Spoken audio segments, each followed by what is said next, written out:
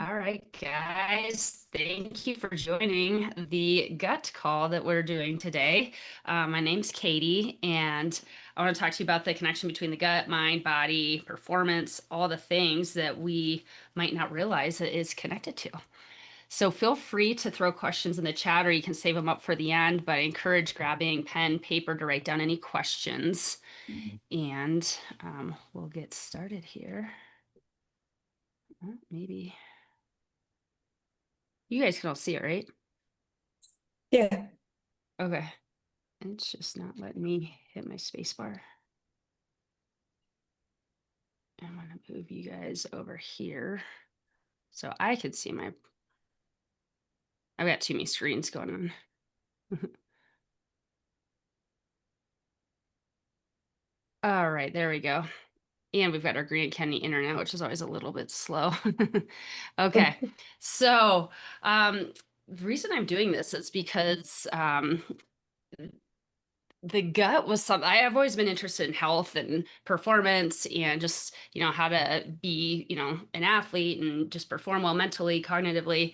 And I never really understood the role that the gut could play in all that. And so a lot of time, I think a lot of people have heard a little bit more about it in the news and whatnot. So things that might indicate you're in the right spot today, if you might be one of those people, if you feel like you're eating healthy but still experience bloat, gas, or inconsistent stools. That was definitely me. I felt like I was following all the right rules. And then my awareness was actually so poor that I didn't realize a lot of the things I was experiencing were not normal. They might be common, but they weren't normal. And turns out how you poop and how your gut feels don't tend to be like big happy hour conversation points. So if you don't really know that it's not normal and you don't have a conversation for any comparison, you don't know what you don't know. So that was a big eye opener for me. If you're wanting to understand how to, if you're like, an athlete and especially endurance athletes, you're wanting to set your gut up for success for pre-race, during race, post-race, and how those interplay between the two. And then something a lot of people don't realize is the connection between the gut and the mind and how much our gut health can impact our motivation, our happiness, mood swings, anxiety, skin issues, depression, just not feeling like yourself. That can be gut related. And then just pure interest in, hearing about gut having relationship to health, your well-being and performance. So I'd like you to take that piece of paper and think about why you're here today. And then you can write that down if you want. But more importantly, what I want you to include on there is what do you want to be experiencing, feeling, and doing? Whether that's a professional goal, personal well-being, athletic, or performance related. Not just, an objective number or outcome or, measurable. Those are all great. Also, how do you want to feel? Because I think that's something that gets really neglected is I want to feel free. I want to feel stress free. I want to feel abundant. I want to be calm. Like those types of things are the experiences or feelings I'm referencing because it's really important to visualize where you want to go. I have a sport and performance psychology background, and if anybody's a golfer and knows anything about lakes, ponds, sand traps, as soon as our direction goes to what we don't want or we're trying to avoid, that's exactly where it goes. So thinking about the target, the flag, the hole, your outcome that you want. Because the more we reinforce those neural pathways, the more likely it is for those neurons to fire that way and support us actually getting to and reaching to those goals. So I want you to put that down. There's also something with handwriting that really connects the brain to the action. So all these things that you might hear, I used to think a lot of these were a little woo-woo and dismiss them. And dang it, turns out they actually work. So good news, bad news. So my story, I was a high carb girl, preferably in the form of Mike's Day Old Bread and any sort of beer. Those were my carbs of choice. straight out of college, I had a sales job. It was nothing to do with my degree, but I'd moved to Denver, and it just kind of happened. And I was selling T1 lines. Didn't even know what one was till then. Couldn't give two craps about a T1 line, but here I was all of a sudden selling them. And I'm driving from downtown Denver to the tech center, up to Longmont Boulder, back to the tech center. And I was sitting in the car in traffic going nowhere. And this is before podcasts and all the things I'd be more interested in listening to now. But it was miserable. I hated it. I hated what I was doing. I didn't like being that annoying person. I really didn't like wasting 2 hours every day in my car feeling really unproductive. And that was the first time I really noticed my stomach and my gut like didn't feel good. I didn't understand why or exactly what was going on, but my dad's now he's a retired physician, but at the time he's like, here's an arsenal of, samples and meds. You can just, take care of the extra acid, take care of this. And it was just like a whole arsenal of pharmaceutical supplies. I was like, I'm kind of that person. I don't even like taking Advil. So I was just kind of at a loss. I was completely unaware of the feedback my body was giving me and any correlation as to why it was doing that. And got more interest into, the health and nutrition and the relationship between the gut, many years throughout this process. And so started to get more functionally minded. And it wasn't really until after I'd had some C-sections that I was still feeling like my stomach wasn't coming down. I just like wrote it off to, oh, this is just what happens after C-sections, especially back to back to back. And so it was finally then that I started to have more of a functional approach because I'm like, well, this isn't a lack of antacids or a lack of you name, fill in the gap. So I was like, what is actually going on here? So I kind of layered in, holistic nutrition program and functional diagnostic nutrition, which really gets into uncovering what's going on inside the body through functional lab testing, from, understanding gut health, hormones, through blood, urine, stool, saliva samples.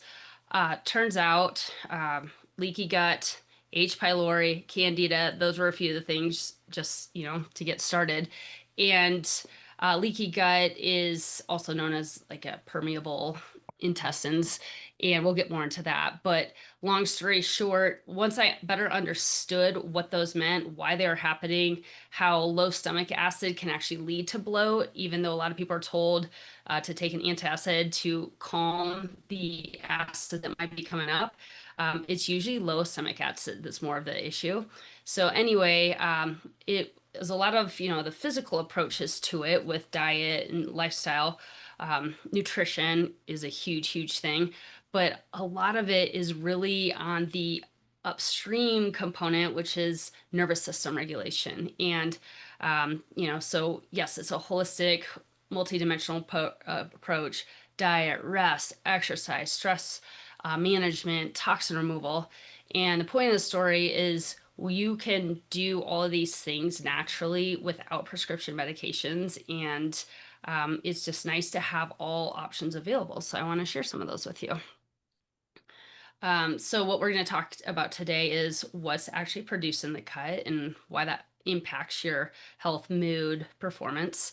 One of the issues your doctor probably isn't talking about, what my heartburn, migraines, or back pain have to do with your gut and how it could also impact your risk of cancer. Full moon, also one of those woo-woo topics, but it's kind of interesting once you start tuning into some of the feedback your body gives you, you might notice there is a connection. And then probably one of the most important things is how your emotional state and well-being, lifestyle choices impact physical things like our digestion and bloating, all those good things. All right, so what's produced in the gut? The top two things that probably get dismissed and not talked enough about are neurotransmitters and your immune system. And so, why is this important? Well, neurotransmitters are things like serotonin, dopamine, GABA, acetylcholine. And what those things do are allow us to feel good, experience pleasure, experience the motivation to have drive, relaxation, calming our nervous system, being able to upregulate it and downregulate it. And so, something I see a lot of people experience is low microbiome population, like the good stuff. And when there's no soil, to grow the plants in, we can have anxiety, depression, poor sleep, a lot of these things that the first line of, defense would be Wellbutrin or Xanax or sleep aid, you name the thing. If we don't have those, we tend to self-medicate. So we might have some, alcohol or THC, or you fill in the blank at night to calm down after the day. And then if you're getting poor sleep, then come the next morning, you're starting to pump it with caffeine. So it can set you on this vicious cycle when a lot of it isn't necessarily due to true anxiety, depression. It manifests that way, but it's really stemmed in the lack of resources in your gut to produce the things that make it so you don't need to go down that route. Your immune system, 80% of it is housed in the gut. And so for athletes or anybody who cares about work or just like doing the things they want to do, if you're sick, you're not practicing or at work or doing your tasks around the house or your hobbies, you're not improving, which means you're probably not at your peak performance. So, the biggest thing we can do for supporting optimal mood and performance is ensuring that we have a really robust, good, gut microbiome. And then some of the things, we're not hearing in the conventional narrative or conversation is, and this is where it might get woo woo for people, and other people just love it. So I do include it because take it or leave it. But the gut's kind of considered the second brain. We do have a really strong gut brain connection. For people who are into Reiki or chakras or energetics, the gut is in the second chakra, which is associated with abundance, creativity, sexuality, emotions. So if you feel any depletion in those areas, a lot of times it can correlate with the gut. And so, think about digestion, reproductive organs, sex hormones, all of that. Leaky gut, I started to mention that. Um, we call a more technical term is permeable, gut intestinal lining. So your gut lining is kind of like fingers, if your fingers are held tightly together, is designed to open and close to allow pathogens when they enter our body to exit very quickly. However, that is not the mode in which our food should enter into our cells. Our guts should be tightly closed most of the time. Our food particles should be chewed and broken down with pancreatic enzymes, hydrochloric acids to very, very small particles to go through at the cellular level, not between them. So when food particles or anything from the external environment's coming through the gaps, that's where we can not receive the nutrients into the cells like they're supposed to, and that can leave us feeling hungry, poor recovery.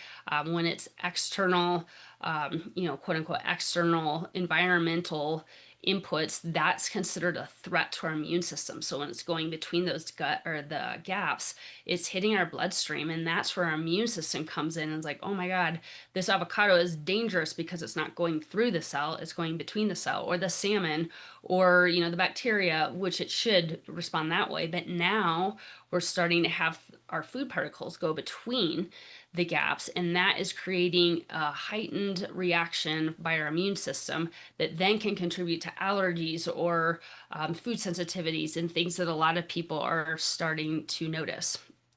Um, so yes, I started talking about how leaky gut happens.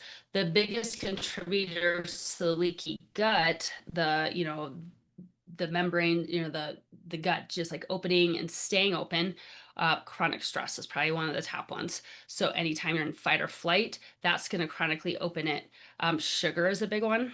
Alcohol is a big one. Gluten, because of the whole impact of zonulin. We're not going to deep dive into the zonulin, but that's the mechanism that kind of opens the gates. So if you think about my old routine for my diet, wake up, have a bowl of cereal, have a couple pieces of toast, have some jam, opening up that gut lining. And then at lunch, have maybe another sandwich. And then at dinner, have some pasta. So your gut remains permeable 4, 5, 6 hours after ingesting gluten. So it's opening it up. So basically, all day long, it's open compared to if you're eating like whole foods, like some vegetables and meat, that's not going to have that same impact. Or if you're drinking alcohol every day or having sugar every day or just under chronic stress, it's going to keep the gut permeable. So the processed inflammatory foods are a big problem for that. Environmental toxins and chemicals. The reason it opens is what I mentioned. It's your body's mechanism for trying to rid the body of the toxins or whatever the intruder is that it doesn't want. Other gut invaders, parasites, bacteria, yeast, that's going to contribute to a leaky gut. And then emotions, because they're hard to measure, we tend to dismiss them. And that can often contribute to that stress reaction. And so whether it's kind of ignoring our own emotions, not processing, or taking on other people's, a big thing for a lot of people is a lack of boundaries in our lives, whether it's lack of boundaries with ourselves, with others, with our calendar, with sleep, with protecting our healthy lifestyle choices. That represented energetically like leaky gut. You're leaking, you're not keeping tight boundaries.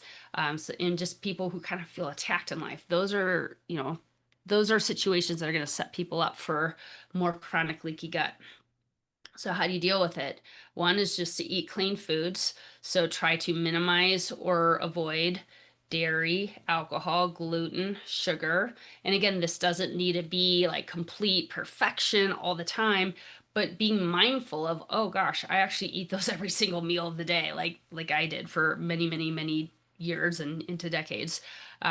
Checking for invaders through, stool tests. If you're noticing after cleaning up the diet, you're still feeling some of these things, or especially around the full moon, that can be a way to go a little bit deeper and test inside. Just being aware of your toxin or chemical exposures. So I run a total toxin burden test on people who are wanting to go further. And something that comes up really high is BPA, so the things in plastics.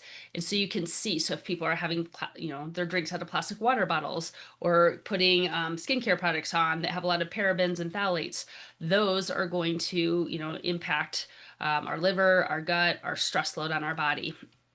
Some things you can include, because I really, again, back to the golf analogy, I like to, well, what do we focus on? Bone broth can be very healing for the gut lining because it has a lot of gut healing amino acids in it. And it's, gelatin, glutamine. For some people, probiotics, this isn't a blanket statement for everybody. Oops, sorry, I just realized. But depending on what's going on with their microbiome, some people might need some spore-based probiotics. Some people might need a certain type for a period of time. It's very individualized. So that's why I say not everybody needs them. Not everybody needs the same type. Not everybody needs the same amount. That's something it's nice to get a little more specific guidelines. But, addressing the stress and like I said, with the processing of the emotions, actually being aware of what's happening and dealing it versus compartmentalizing. I'm very good at that. So that's something that a lot of times when we um, don't deal with things or push them aside, your body still experiences that stress response, even though you're not cognitively acknowledging it. Some people like something called tapping, emotional freedom technique. If you've heard of that, you can Google it. So if there's, a certain stressor or goal in your life that you kind of want to get some support on, there are tons of videos on YouTube. So check that out. And this is really common, like our patterns of thinking, like limiting beliefs or, any sort of resentment or thing that we hold against others or yourself. So really, again, tuning in and being aware of where these inputs might be coming from. Boundaries we kind of talked about, but that's really important for your physical and mental, protection. And think about boundaries in terms of when you're getting to bed, boundaries in terms of, going to the gym to lift or getting outside for a walk or catching the sunrise, sunset, and prioritizing those things, boundaries for sitting down to eat a meal versus like just having it in the car as you're driving. There's a lot of areas in which we can improve our physical and mental health just by having stronger boundaries. The first part is just being aware of that, visualizing what you want. Going back to where we started, if you haven't written anything down, hopefully I'm giving you some ideas on what do you want. Energy work, meditation, um, breath work, all these modalities that I think yoga can have an element to that, Reiki, um, light therapy, sound therapy. There's so many different ones that are really the goal of it is to kind of calm the nervous system and then get you into your body. So you're just not like that racing mind going around in that state of stress. Come back here. Why isn't it moving? My buttons froze. There we go. So, um, if anybody has migraines, back pain, heartburn, one thing that can correlate with is H. pylori. I kind of mentioned that in the beginning in my story. H. pylori is a bacteria, spiral bacteria that like burrows into your gut lining. Very common when people have low pancreatic enzyme production because it's a low acid loving bacteria. What it can do is create ulcers in the gut, and over time, that can actually cause cancer. But the biggest thing I see impacting people more on a day to day level is decreasing the absorption of the food that they're eating. So they could be eating the best diet for them, whatever, we all have the different best diet. But if we're not digesting and absorbing and assimilating the nutrients from the food that we're eating, um, it's basically like our cells are still wanting something. They're still craving something. So that can contribute to undigested food, which contributes to gas and bloat because it's leaving food for bacteria to feed off of, and then their byproduct is the gas. And so while it might be common for people to experience bloat or gas, it is certainly not normal. And so this is something that a lot of people don't realize because they've been living with it for so long. Like I had no idea that my stomach even hurt. Like I think a lot of driven people or athletes or just go-getters are really good at kind of dismissing those things. I mean, I lived like that for 20 years before I even considered trying a gluten-free, dairy-free way of eating for 2 weeks. And this was a long, long time ago. But I remember when I was first introduced to the concept, I'm like, you are crazy. Like, literally every meal revolves around gluten and dairy and probably some alcohol too, if it's, like lunch or dinner time. And I was like, I don't understand what you eat. And I was like, all right, I'll try it. You can do anything for 2 weeks. And I was shocked with how light my stomach felt. And I never used to drink coffee in the morning because I'm like, that just sounds like terrible idea, like just too much volatility going on. And so, you try the new thing, you experience something good, and then of course, like I had that craving for grape nuts because that's what normal people crave, right? And so I had that bowl of grape nuts. I was like, oh my God, my stomach hurts. I didn't realize how um like just consistent part of my routine that was for it to just like have that low grade like discomfort. And so when you get a shift away from it, all of a sudden you realize, oh, there's an alternative that feels way better. And I didn't know what I didn't know before. It's just that's all you experience. I think if you can put yourself on mute, I think somebody's phone's picking up some background. Um, and then like some of the signs and signals that can seem totally unrelated to the gut. I'm going to actually get into that on the next one. Sore, stiff joints, depression, anxiety, irritability, chronic fatigue, poor sleep, recurring yeast infections, urinary tract infections, strong cravings for processed and sugary foods, itching, especially around the mouth, nose, and anus, bleeding gums, teeth grinding, drooling during sleep, sexual dysfunction in men, menstrual cycles in women, food allergies or sensitivities, loss of appetite, constantly hungry, hives, rashes, eczema, itchy dermatitis, acne, ulcers, sores, lesions, cramps, bloating, gas. Those can all have a direct connection to the gut. And again, a lot of these are very common in our culture and they're not normal. So we've normalized a lot of things that are, um, not actually normal or part of a healthy functioning body. So if you have any of those going on, for example, we talked about like the neurotransmitters, depression, anxiety, irritability, that can be low neurotransmitter production. Um, chronic fatigue, poor sleep. That could be a lack of absorbing the food that you're eating because of low stomach acid or H. pylori. Cravings for processed sugary foods or alcohol, that can be a candida overgrowth. And again, we can have a lot of these, you can have some candida, some H. pylori as part of a healthy gut population. The problem is when they become overgrown. And so if you think about a community and you have like, well respectful citizens, you can handle like a few disruptive people here and there. But if that group of people overtakes, then it becomes a problematic area. Nobody wants to live there and things just don't work well. So all these things, um, while they might not seem gut related, they can absolutely have a gut connection. So, triggers for this, we talked about the leaky gut, the parasites. I've seen those come up, maybe like 20-30% of the GI maps I run, but they're not like common, but they're not uncommon either. Bacteria, we have the opportunistic bacteria, which we kind of consider the bad bacteria. When that gets overgrown, we can have symptoms like, like if you don't regularly poop from 5 to 7 a.m. every morning, that's a sign there's some sort of dysbiosis either in the bacteria or how your detoxification pathways are working or with your nervous system.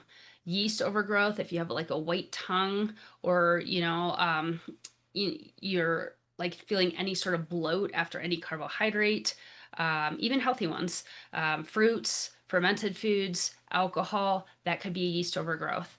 Health processed foods, like I mentioned, especially with sugar, gluten, dairy, alcohol, those can be really big triggers for people. And again, it's not saying these things permanently have to be removed, but when we're trying to heal a situation that's not balanced, we need a period of time that's protected so we can have the freedom and flexibility later. It's like if you have a scab on your arm and you pick it every single day, it takes so much longer to heal that if you just cover it up with a band-aid or just leave it alone or give it some, vitamin E or like coconut oil or something to help soothe it, that's going to heal so much faster. So when you don't address these things, you can experience hormonal imbalance. You can, it's going to create more of that biochemical imbalance. And when we're talking about stressors, we can have physical stressors like training, working out. We can have emotional, mental stressors, but you can also have biochemical imbalances. So gut microbiome imbalance or the parasite yeast, bacteria, any of those can create more of that biochemical stress or imbalance that affects our leaky gut. So getting, restoring balance, again, heal and seal the leaky gut. If people want to test for what's going on, that's, a next level line. Really big though is increasing awareness. You can do this at home. What got you here in the first place? Where can you make changes? I was just so like focus on just get through, grind, go, that I was completely oblivious to all these things. The stress, like I kind of grew up in a house where, my dad is a retired physician and he would get called in the middle of the night for, like quote unquote, like stupid reasons. So I think deep down, I didn't want to be like either like raising an alarm, or I was like, oh no, there's nothing wrong with us. We're fine. So you just kind of, ignore it and just push through. So actually being aware of what's going on, because a lot of these things, it doesn't have to take monumental shifts, but consistent small shifts can have really big positive impacts. So, dealing with the stress, like figuring out a plan for, the unhealthy foods, kind of weaning those out, crowding them out with the good stuff that's very gut healing. Um, Starting to take on like what's actually going on with emotions or relationships and looking into toxin exposure and really carving out time in your day to connect with yourself and actually listen to your body. So many of us just, go, go, go, go and miss those signals and clues that it actually is giving us. And like I was saying, upstream of a lot of us being a good host for these invaders is our nervous system balance. And so we're in fight or flight all day long. We start losing our digestive production capacity. We start having a cortisol imbalance, which then all of these things combined allow us to be a really suitable host. So doing, I think sometimes the harder work is the work that like appears to be nothing or appears to be easy. That's actually some of the most impactful work upstream of all these things. Full moon, we just had one. I don't know if anybody noticed any differences in anything, whether it's symptoms, gut stuff, sleep, but the full moon, with the increased gravitational pull and us having so much of our body being water, things do get skewed a little bit. And so notice, like, mark your calendar for the next full moon and just notice if, like, the few days leading up to it and after, if any of your symptoms or cravings or like moods, anything are correlated with that or with the full moon. Um, it can also be just a good time to regularly connect as a, hey, I'm going to tune into my body, but a lot of times it's like releasing something. And so, what is that you want to do and kind of be intentional about it? And so some of the key takeaways I want you to run away with and write down whatever resonates with you, but your body is constantly offering you feedback and providing signals. We just need to listen to it. So having that space in your day to just check in, body scan, like where am I at? How is my breathing? Am I holding my breath? Like a lot of us when we're emailing actually hold our breath as we're typing the email. Little things like that are actually really big things. Notice all those symptoms that I mentioned that might not seem related to the gut.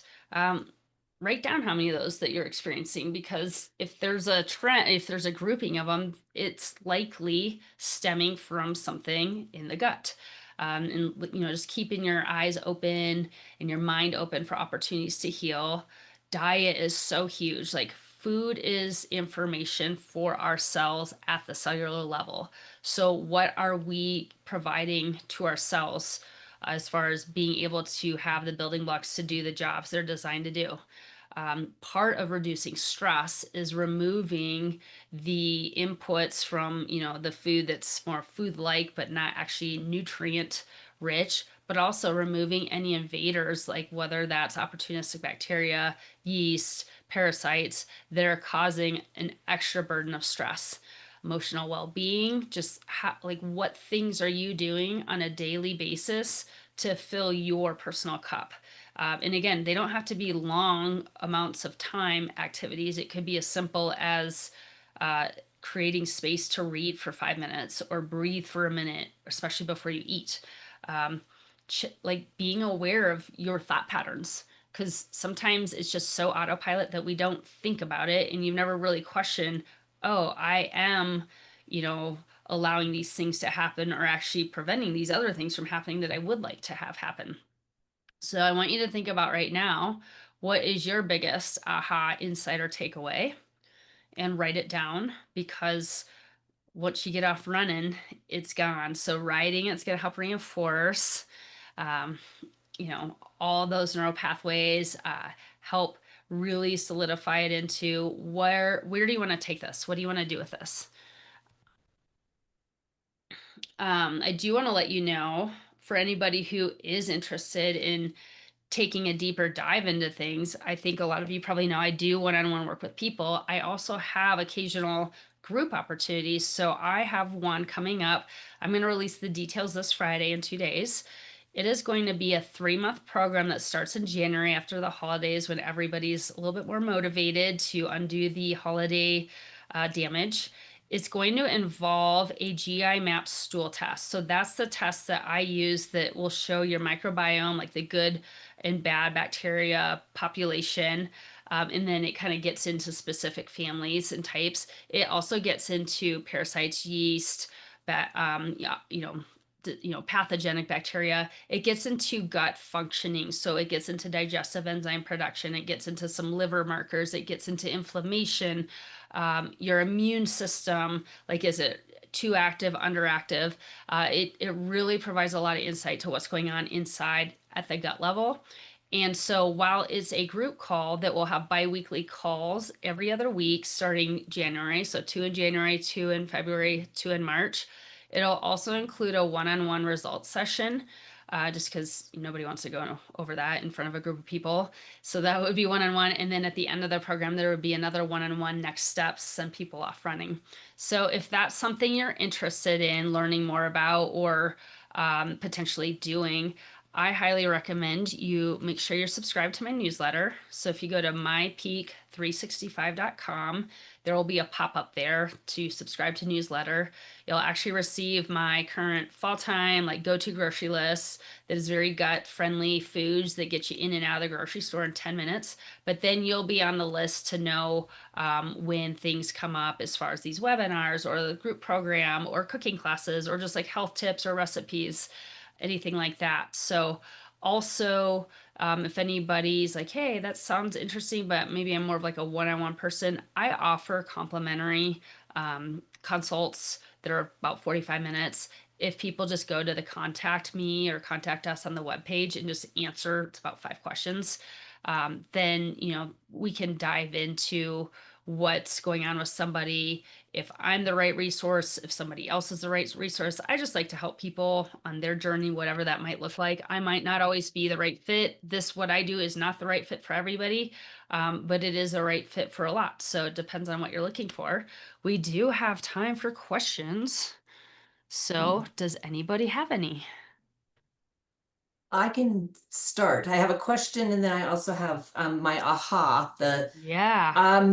Before traveling this last little bit, I was very regular with, you said pooping between 5 and 7 a.m. Hmm. Hold on. And I haven't gotten that back. I haven't, Mm. I'm later or it's different. You know what I Hmm. mean? And then Yeah. my other question, and then I'll unmute and then I'll mute myself, is types of fiber Yeah. and also guar gum. It's in some coconut milk Hmm. and not in some other coconut milk. Is guar gum, sounds like it's okay, but I'd love your input. Sure. So, So wait, real quick before you mute, what specifically on the fiber question? um, I guess it goes back to what's happening with me. Am I, what kind of fiber? What foods are more fiber? Yes, I do have a lot of vegetables in my diet, but it doesn't Hmm. seem like that's working as Yeah. much. So that's what kind of fiber do I need to add something Yeah. So more? the first thing, whenever somebody's saying this, I like to actually start with the hydration. What's going on with the hydration? Ideally, we're getting half of our body weight in ounces minimum per day. And ideally, we're getting that between meals, not with our meals, because of the whole digestive enzyme hydrochloric acid part of the equation. When we get too many liquids around our meals, we are diluting our digestive power of those pancreatic enzymes in the hydrochloric acid. That can leave people feeling bloated. That can leave people not absorbing all the nutrients they're eating and just feeling, kind of unsatiated. So start with the hydration. And then as far as the fiber piece, I love getting it through cruciferous veggies, any veggies really that people like. Cruciferous veggies really help the detoxification pathways, and our bodies are constantly detoxifying 24/7. So anything we can do to support that. But even, for people who do grains, not everybody does well with grains, but for people who do, like oats, like whole grains. So think, a lot of times people think carbohydrates, so thinking breads, pastas, those are processed. Those are going to be gummy in us and they're going to like back us up. So whole grains in the sense of like sorghum or like wheat berries would be the whole version of like the wheat from bread.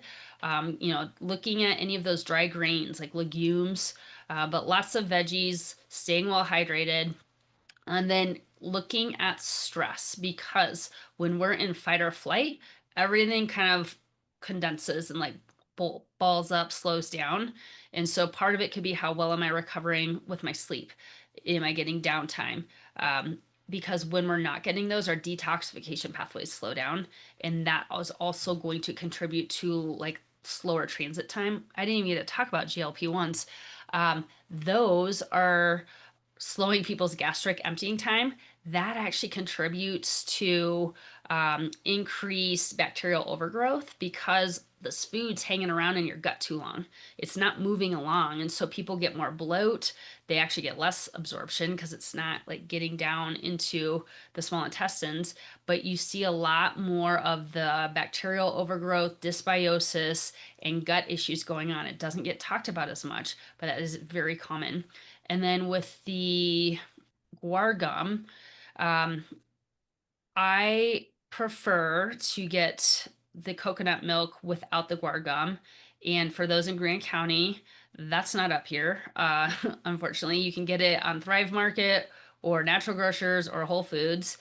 And the flip side of that, some will say that guar gum can be supportive for some of the gut stuff. So, you know, part of it's taste for me. Like I don't like the mouthfeel of the gums. And when you compare them, if you've never had the alternative, you might not know what I'm talking about. But once you try them, especially side by side, they're different. And so I like to think about how did nature make it? Let's get as close to that as possible. And nature doesn't throw guar gum in it. But sometimes that's your only option, and the stress of the thing sometimes is worse than the thing. So we try to balance it all. All right, anyone else question? I've got a question about probiotics. Yeah. I've been told that, or maybe I read it, but that they were basically all yeast. They're just, they're not. They're basically either dried yeast or something like that, and that's what that's what you're taking. So There, it must be that there is good yeast and bad yeast that you're talking hmm about in the gut. Yeah, so Saccharomyces boulardii is a yeast-based probiotic, and if people have like C. diff overgrowth or are trying to crowd out other yeasts, that is a more beneficial one. So that's an example of one that sometimes people will take at a higher level to kind of crowd out the other stuff. There are a lot of spore-based probiotics now, like Megaspore, that are a little different and they have different makeups of the types of families or the types of probiotics. And so it is highly variable. Natural ways to get probiotics are through fermented foods. So I'm always a food first person if possible. So, like sauerkraut, kimchi. I did a yogurt making class about a month ago, and there's different strains that kind of help support reducing or eliminating SIBO, small intestinal bacterial overgrowth, which actually is the nervous system kind of dysfunctioning because everything should push down. Same with like acid reflux. Everything should be going down. But when our vagus nerve is off and not operating or firing properly, it like flip flops or doesn't keep it in the down motion, things start coming up. So that's where I'm saying upstream of a lot of these things is actually nervous system regulation, stress management, vagus nerve work. And so, whenever possible, I like to go lifestyle diet route and teach people how to do that because it's nice to have a little more control over how that works. But sometimes you need band-aids or a little support in speeding things up. But yeah, as far as probiotics, they can vary. And like with any supplement, the brands can vary. So I would not recommend buying on Amazon because it's not always what it says it's going to be. Sometimes it's actually something totally different. And it's not regulated. Oops, sorry. And so definitely go through, the company itself directly, or something like FullScript is what I use, where everything's been third party tested and, what's in there, what they say is in there, and the stuff that you don't want in there is not in there. But yeah, that's something that would be that would vary from person to person. But if you're trying to get it food first, try to get some fermented foods. Prebiotics are things like Jerusalem artichoke or onions, that are going to help feed the probiotics. So a lot of these things, garlic, you can do through foods. And sometimes people need additional support for a period of time, or maybe like a maintenance amount for like kind of ongoing, depending on what their diet is ongoing. All right, we got time for one more question if anybody has.